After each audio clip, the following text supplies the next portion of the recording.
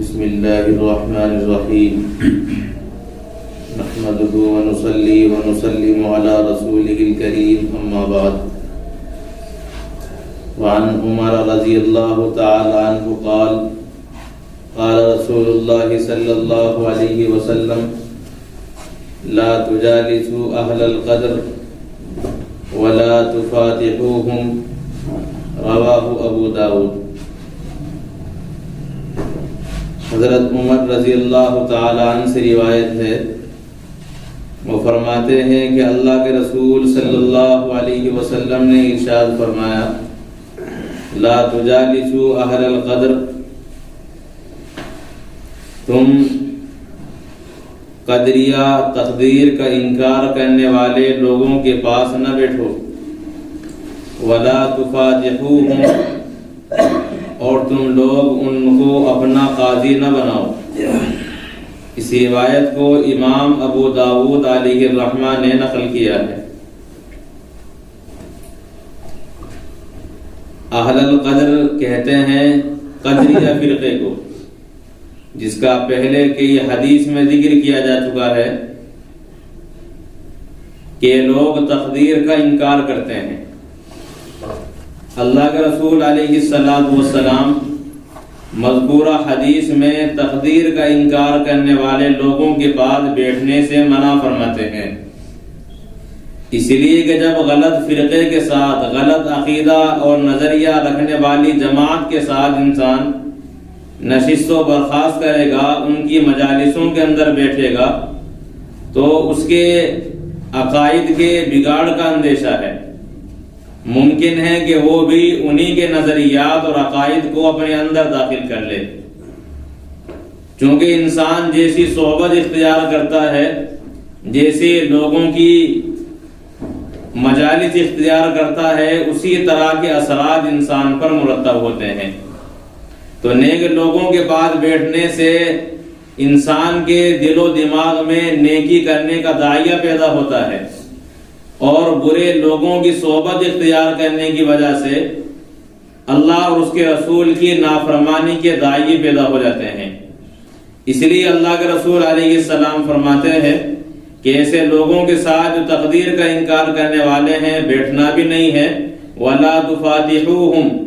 اور تم ان کو اپنا قاضی بھی نہ بناؤ۔ اگر کسی معاملے میں کسی کو فیصل بنانا ہے، کسی سے اپنے معاملے میں فیصلہ کرانا ہے، تو اللہ کے رسول علیہ السلام نے تقدیر کا انکار کرنے والوں کے ساتھ ممانعت فرما دی کہ ان سے اپنے فیصلے نہ کراؤ۔ ظاہر سی بات ہے، جس کا عقیدہ غلط ہوگا تو اس سے صحیح فیصلے کی امید نہیں کی جا سکتی۔ دوسرے وَلَا تُفَاتِحُوهُمْ کا مطلب یہ ہے کہ ان لوگوں کے ساتھ سلام میں پہل نہ کی جائے۔ سلام میں پہل کرنے کی بھی ایسے لوگوں کے ساتھ اجازت نہیں ہے۔ وعن عائشہ رضی اللہ تعالی عنہا قالت قال رسول اللہ صلی اللہ علیہ وسلم ستۃ لعنتهم ولعنهم اللہ وکل نبی یجاب۔ حضرت عائشہ رضی اللہ عنہا سے روایت ہے، وہ فرماتی ہیں کہ اللہ کے رسول صلی اللہ علیہ وسلم نے فرمایا کہ 6 آدمی ہیں جن پر میں نے لعنت کی ہے، وَلَعَنَهُمُ اللَّهُ، اور اللہ نے بھی ان پر لعنت کی ہے، وَكُلُّ نَبِيٍّ يُجَابُ، اور ہر نبی کی دعا قبول کی جاتی ہے، وہ مستجاب الدعوات ہوتے ہیں۔ الزائد فی کتاب اللہ، ایک تو وہ انسان جو اللہ تعالیٰ کی کتاب میں زیادتی کرے، حالانکہ کوئی بھی انسان اللہ کی کتاب میں زیادتی نہیں کر سکتا، اس کی حفاظت کی ذمہ داری تو خود باری تعالیٰ نے لی ہے، لیکن زیادتی کی کوشش کرنے والا اللہ اور اس کے رسول کا لعنتی ہو جاتا ہے اور ملعون قرار پا جاتا ہے۔ تو قرآن کا کچھ بگڑے گا نہیں، خود بگاڑنے والے کا اللہ اور اس کی رسول کی نظر میں بگاڑ ہو جائے گا۔ وَالْمُكَذِّبُ بِقَدْرِ اللَّهِ، اور اللہ تعالی کی تقدیر کو جھٹلانے والا اسی پر بھی اللہ اور اس کے رسول کی جانب سے لعنت کی گئی ہے۔ والمتسلط بالجبروت، اور زبردستی قبضہ جمانے والا، لیعز من اذلہ اللہ ویذل من اعزہ اللہ، تاکہ وہ ان لوگوں کو عزت دے جنہیں اللہ نے ذلیل کیا ہے، اور انہیں ذلیل کرے جنہیں اللہ تعالیٰ نے عزت دی ہے۔ والمستحل لحرم اللہ، اور اللہ تعالیٰ کی حرام چیزوں کو حلال سمجھنے والا، حلال کرنے والا۔ والمستحل من عطرتی ما حرم اللہ، اور میری اولاد سے جو اللہ نے حرام کیا ہے اسے حلال سمجھنے والا۔ والتارک لسنتی، اور میری سنت کو چھوڑنے والا۔ اس مذکورہ روایت میں اللہ کے رسول صلی اللہ علیہ وسلم نے 6 لوگوں پر لعنت فرمائی ہے۔ اب یہاں سوال یہ پیدا ہوتا ہے کہ اللہ کے رسول علیہ السلام تو رحمت للعالمین ہے، پوری کائنات کے لیے آپ کو رحمت بنا کر بھیجا گیا ہے، پھر آپ نے لوگوں پر لعنت کیوں کی ہے؟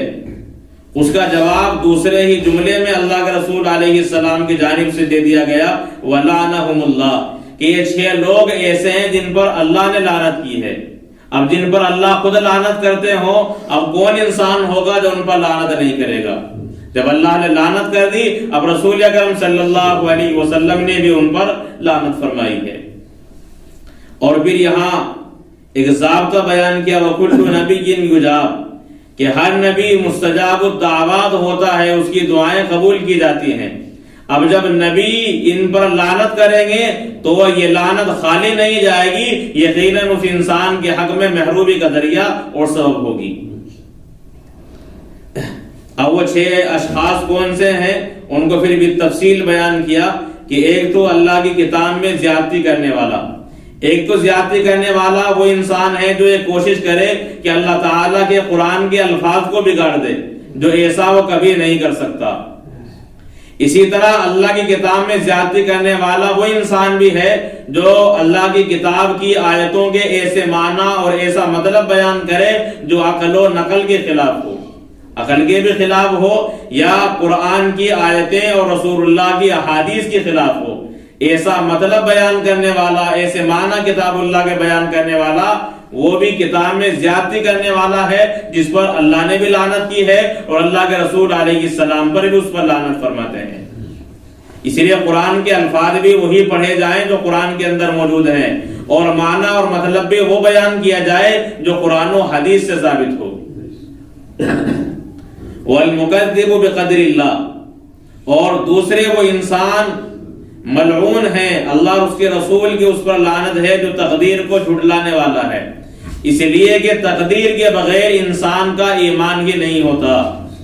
مومن وہ ہے جو اللہ اور اس کے رسول پر ایمان لانے کے ساتھ ساتھ تقدیر پر بھی ایمان لاتا ہو،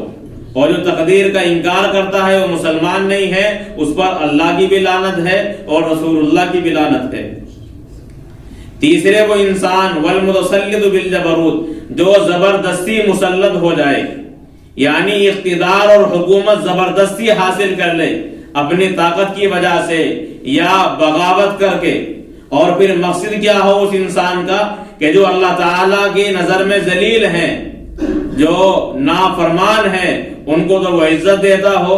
اور جو اللہ اور اس کے رسول کی نظر میں عزت والے اشخاص ہیں، نیک اعمال کرنے والے سارے لوگ، انہیں وہ ذلیل کرتا ہو۔ تو زبردستی حکومت پر قبضہ جما کے وہ امن کو بگاڑتا ہو، فساد برپا کرتا ہو، تو ایسے آدمی پر بھی اللہ اور اس کے رسول کی لعنت ہوتی ہے۔ والمستحل لحرم اللہ، اور چوتھے وہ انسان جو اللہ تعالیٰ کی حرام کی ہوئی چیزوں کو حلال کرتا ہو۔ اللہ تعالیٰ نے حلال اور حرام بالکل واضح طور پر بیان فرمائے ہیں۔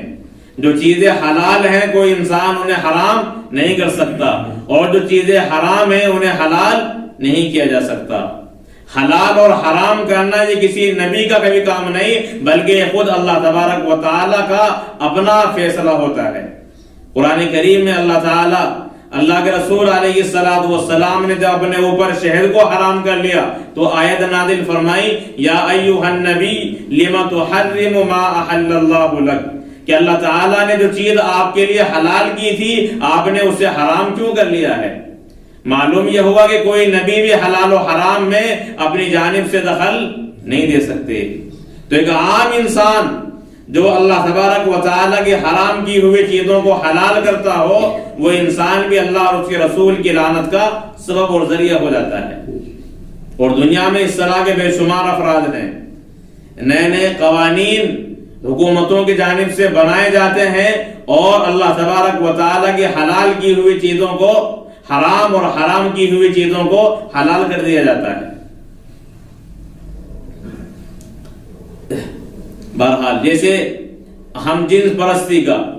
کہ عورت عورت سے شادی کر سکتی ہے اور مرد مرد کے ساتھ کر سکتا ہے، یہ ایسی چیزیں ہیں جو حرام ہیں۔ اب ان حرام کو لوگوں نے قانون کے ذریعے سے حلال کرنے کی کوششیں کی ہیں۔ اس حدیث سے معلوم ہوا کہ ایسے افراد اللہ کی نظر میں بھی ملعون ہیں اور اللہ کے رسول علیہ الصلوۃ والسلام کی نظر میں بھی وہ لوگ ملعون ہیں۔ پانچویں والمستحل من عطرت ما حرم اللہ، اللہ کا رسول فرماتے کہ میری اولاد میں سے جو چیز اللہ نے حرام کی ہے اسے حلال کرنے والا، مثلا قتل رسول اللہ صلی اللہ علیہ وسلم کی اولاد کا حرام ہے، اب وہ قتل کو جائز سمجھتا ہو، حلال کر رہا ہو، ایسا آدمی بھی اللہ اور اس کے رسول کی نظر میں ملعون ہوتا ہے۔ والتارک لسنتی، اور چھٹا وہ انسان جو میری سنت کو چھوڑنے والا ہے، سنت کو چھوڑنے والے پر بھی اللہ نے لعنت کی ہے اور رسول اللہ صلی اللہ علیہ وسلم نے بھی لعنت فرمائی ہے۔ اب سنت کو چھوڑنے والے انسان دو طرح کے ہوتے ہیں،